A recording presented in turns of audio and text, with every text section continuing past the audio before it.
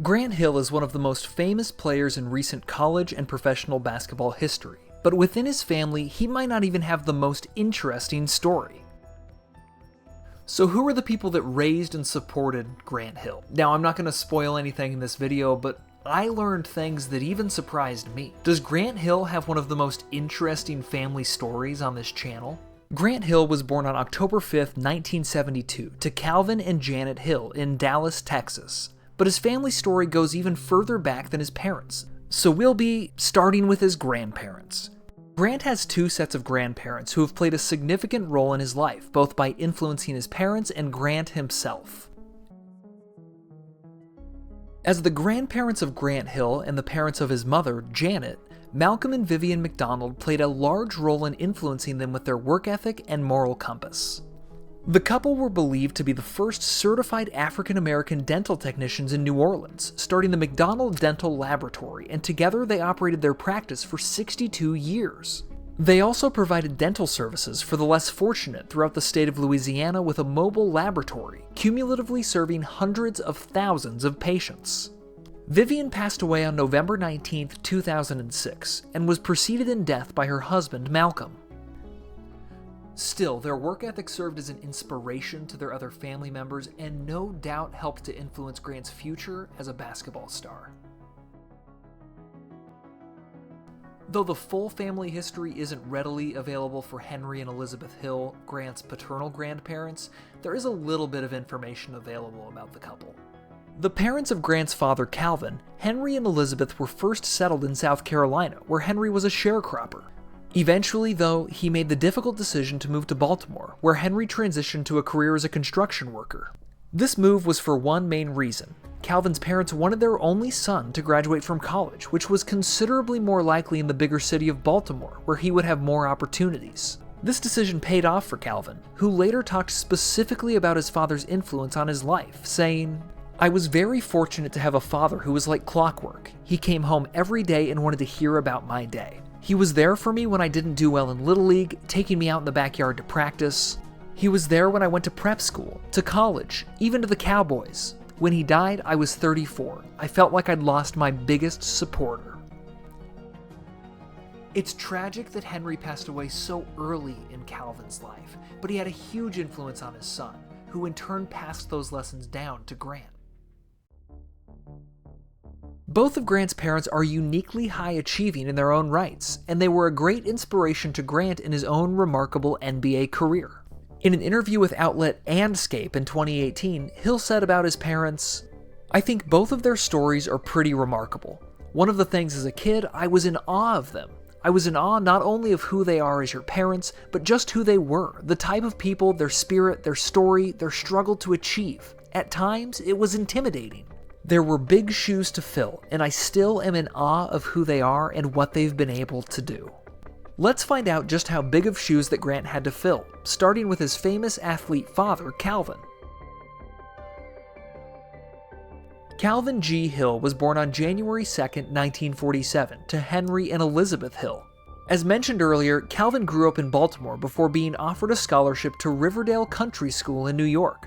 There, Calvin became a star athlete, especially in football, along with being an honor student. He was an All-American quarterback and was pursued by several different colleges. In part due to academics, he decided to attend Yale University, where he transitioned to the running back position.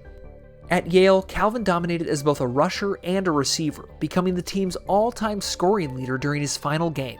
He was also named to the first-team All-Ivy League twice, along with starring on the track and field team in the long and triple jumps. The athletic phenom understandably caught the eyes of the National Football League, and he was drafted in the first round by the Dallas Cowboys 24th overall.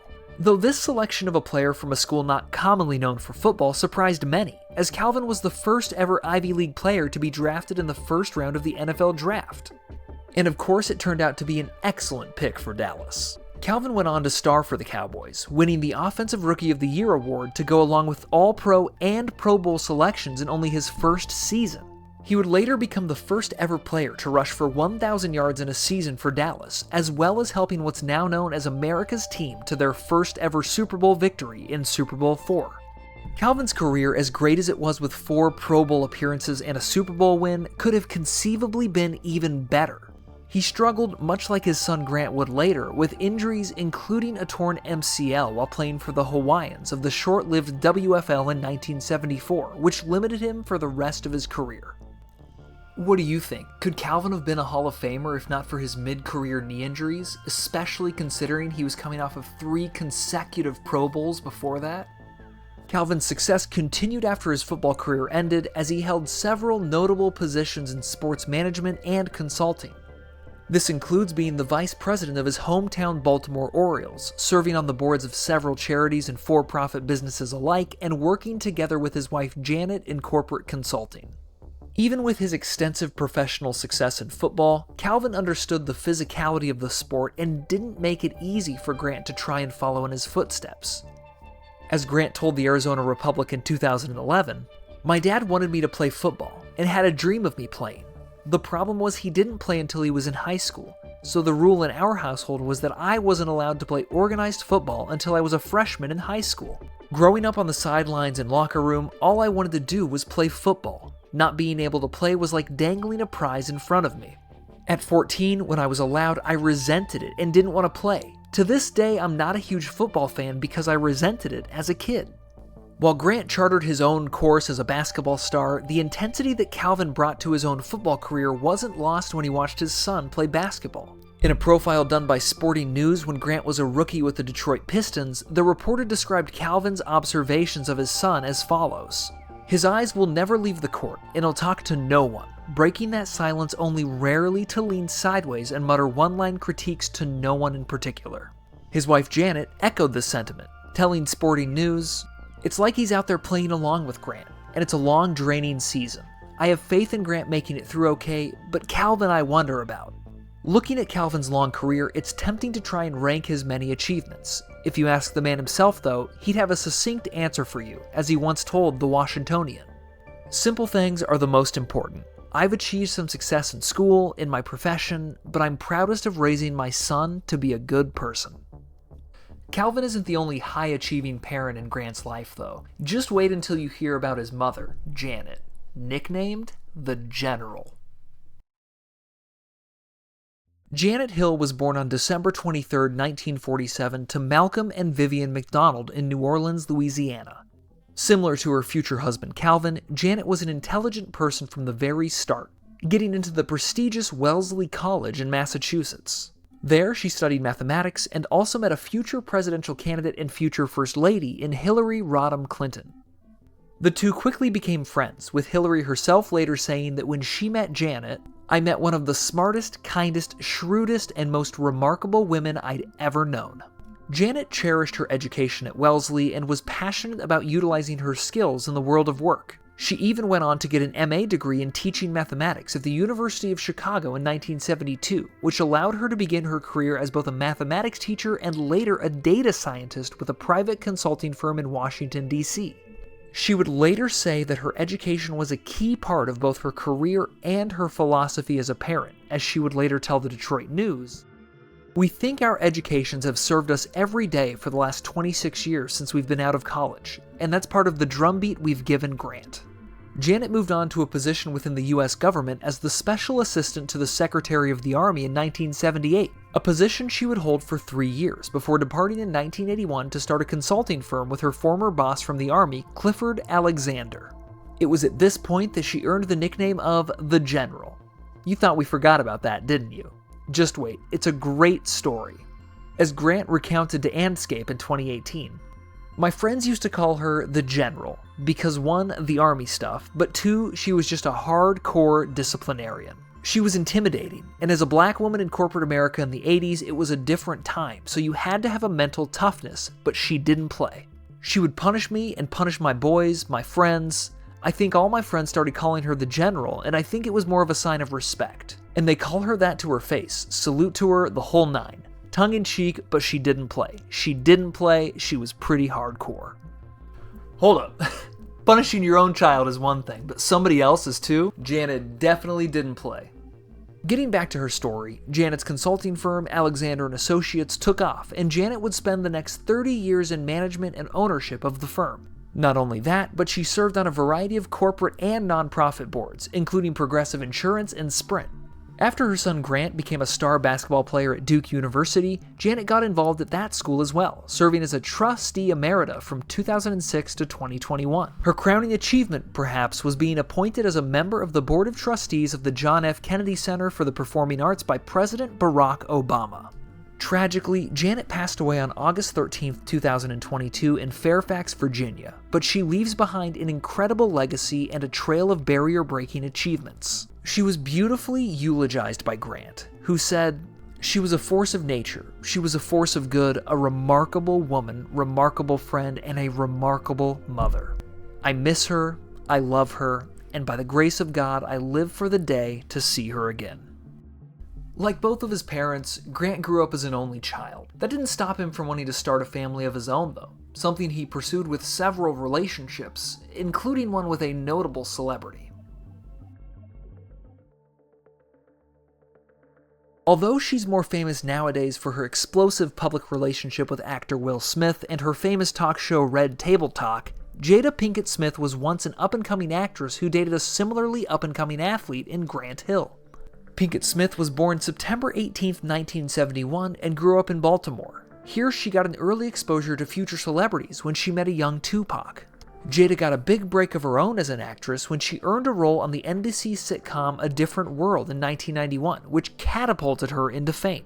It was during this time that she met Grant Hill, who was then a superstar player for Duke University and soon to be the 3rd overall draft pick of the Detroit Pistons. The two hit it off and began dating in 1993.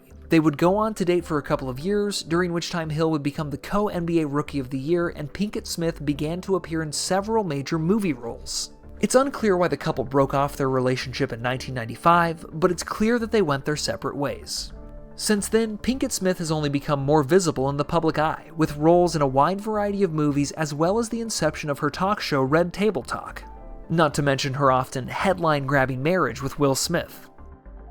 As such, it's no surprise that some comments she made about Grant Hill during a 2018 holiday episode of Red Table Talk drew headlines, with some outlets even speculating that she wished she had stayed with Hill.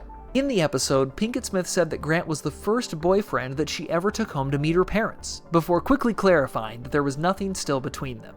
He is happily married to Tamia. Happy holidays to that beautiful couple.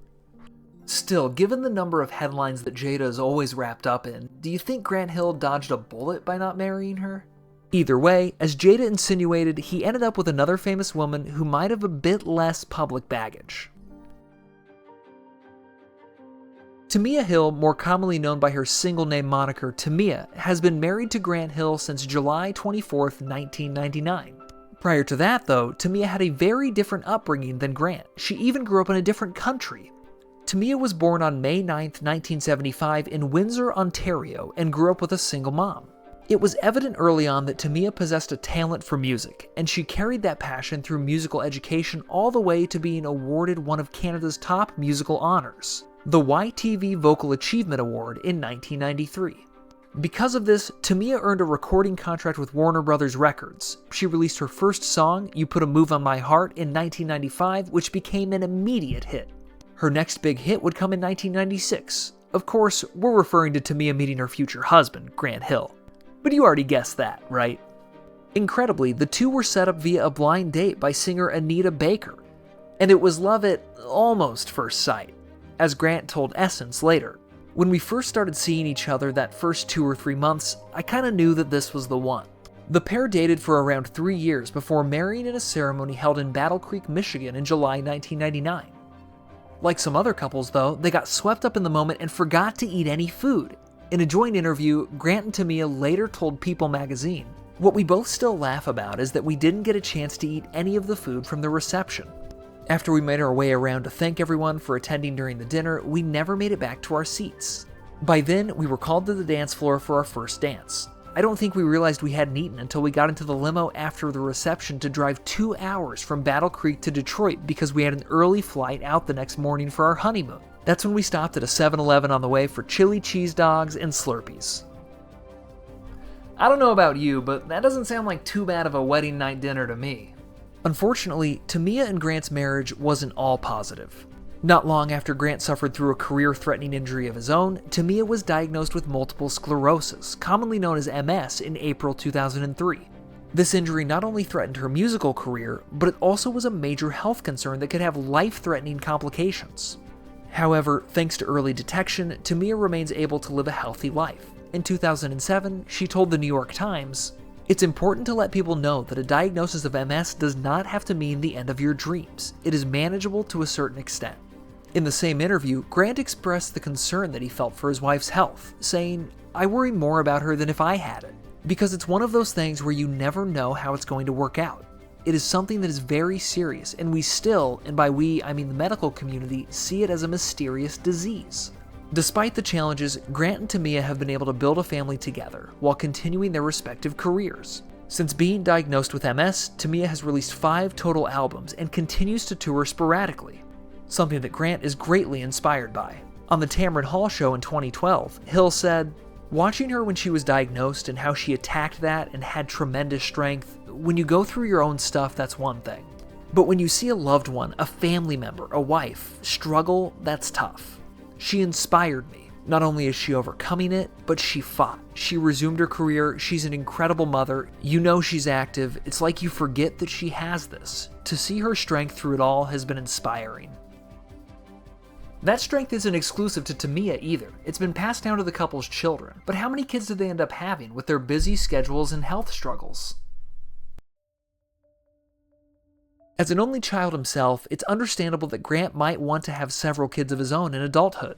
In reality, his wife Tamia's health issues put a stop to any dreams Grant had about his own pickup basketball team of children and limited the couple to only 2 daughters. Grant was happy with this though, telling the New York Times in 2007, "Maybe deep down inside there's a desire to have a big family, but I'm just so happy and thankful to have 2 healthy daughters. They're a lot of fun. It's fun for me." Since 2007, Hill's daughters have changed a lot. I'm guessing they're even more of a handful for him now. Starting with, Mila Grace Hill was born to Grant and Tamia Hill on January 23, 2002, and grew up in Orlando, Florida. As the daughter of 2 highly successful celebrities, not to mention her equally famous grandparents, Mila seemed to have a lot to live up to. In 2011, her father Grant gave the world a little bit of insight into his then 9-year-old daughter's athletic future, telling the Arizona Republic in an interview, "Right now, I'd say her best sport is softball. We're going to go hard this summer. She's going to train with me. She's ready for it. She wants to try lacrosse. She loves to throw the football and is always asking why women can't play football. She plays tennis and soccer. She really hits the ball well in softball." Wow, that's a lot of sports. But before we go any further, what sport do you think that Mila decided on for her future? I'll be keeping track of who's right and who's wrong, so get that sorted out first. Well, if you guessed any of the sports that Grant mentioned in that 2011 interview, you'd be incorrect. I never said it wasn't a trick question. As it turns out, Mila's best sport is something totally different from both of her parents. She's thriving in the world of amateur women's MMA. After starting her training at a local Orlando gym, 6 levels, back in 2019, Mila took quickly to the sport, entering her first amateur fight in October 2021, which she won. After the fight, Grant gushed over his daughter's performance on Twitter, writing, "4 days later and I'm still in awe of my daughter Mila's performance in her first amateur MMA fight. She was focused, composed, which her mother and I were not before and during the fight, aggressive and clearly not afraid of the moment inside the octagon. Hashtag Team Mila, hashtag Proud Dad." Mila has kept up a high level of success since that initial fight, winning 2 more bouts without a loss to hold her current amateur MMA record at 3-0. That's right, she hasn't been beaten yet. Mila gave one of her very first interviews to her hometown news station, Fox 35 Orlando, and told the outlet about her passion for MMA, saying, "I love it, man. It's awesome. I can't sing, I'm pretty short, and I'm not a dude, so I can't do any of the stuff that they did. So just finding my own path and straying away from what people expect." Unfortunately for Mila, she got her mom Tamia's height. Otherwise, her reach might make her unbeatable in the ring. Even with those very minor limitations, her coach Jonathan Burke said in that same Fox interview that Mila's very talented, very athletic, very committed to the cause, as we say, and the cause is of course her becoming a world champion. I can hear it now. World champion MMA fighter Mila Hill. You know Grant would be ringside cheering his heart out for that. For her part, Mila seems fixated on fulfilling that goal as well. bearing in mind all of the family members that came before her in various fields. Take it from Mila herself, who said to Fox 35 Orlando, "What's super important to me is upholding my family legacy. The Hill last name comes with a lot." While Mila is hoping to make MMA her long-term career, her family made her promise to complete her college degree. As a result, Mila is also currently a student at Rollins College in Winter Park, Florida, where she is majoring in business management. Mila isn't the only one with a weighty task to accomplish, though. Grant and Tamia do have one other daughter who is just as athletically gifted. Lael Rose Hill was born to Grant and Tamia Hill on August 9, 2007 in Orlando, Florida. However, not much is known about Lael as her social media accounts are private and she hasn't done any media appearances yet. One thing that is for sure though is that Lael loves soccer. She is currently a sophomore at the First Academy in Orlando, but this will be her third year on the school's varsity squad. How is this possible? Well, Lael is such a talented soccer player that she was on the varsity high school team as an 8th grader, something that's quite unusual. Not only that, but she has averaged more than a goal per game in her 25 appearances with the First Academy team. Only time will tell if Lael continues the high-achieving Hill family legacy, but if her early prep soccer results are any indication, she has a pretty good shot at it. So who was your favorite family member? Do you think Mila will grow up to be a star pro athlete like her dad and grandfather? And hey, if you liked this video, you're gonna love our other family story videos that are showing right here.